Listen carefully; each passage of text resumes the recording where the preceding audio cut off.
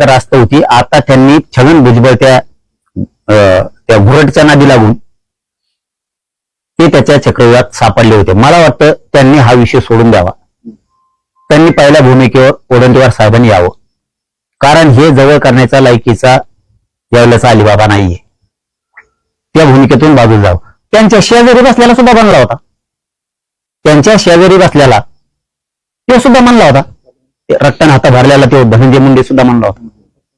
बघा क्लिपा काढून म्हणला होता का नाही म्हणा. तू काय हे घुरट भुजबळ हे त्याच्या राजकीय स्वार्थासाठी त्याचा वापर करा. त्याच्या डोक्यात याय नाही आपण किती चुकीच्या दिशेने चाललो त्या घुरट भुजबळचं ऐकून हे त्याच्या लक्षात तेही म्हणला होता.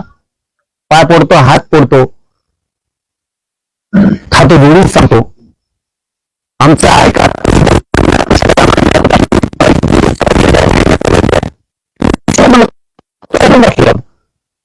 घुरट भुजबळ ते नाही दिसलं का?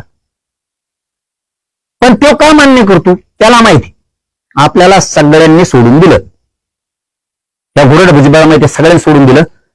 त्या धनंजय मुंडेला बळीचा बकरा बनवा साध्या तरी. कारण तिथं 75% पेक्षा जास्त धनंजय मुंडेचेच लोक होते. त्याच्यामुळे त्याला माहिती याला हाताखाली सध्या तरी धरा. पण धनंजय मुंडेला एक माहित नाही शोकावशी गेम करून जाईल याचा नियम नाही. तू तुझं राजकीय करिअरचं धनंजय मुंडेने बघाव. राजकीय करिअरच बघाव. चांगलं काम करायचं काम बघाव. त्याच्या नादी लागून कुटाणा करू नये. तुला वाटत असं निवडून आल्यावर आपण असं बोलायलो आणखीन पुढे हाईच जाते 2-4 वर्ष कस तरी जाते ना रडत पडत. त्याच्यामुळे याचं ऐकू नये आणि आणखीनच सुधारायला चान्स आहे. त्याने सुधराव. हे असाच हरभऱ्या झाडा चढितू आणि आपटून देतो.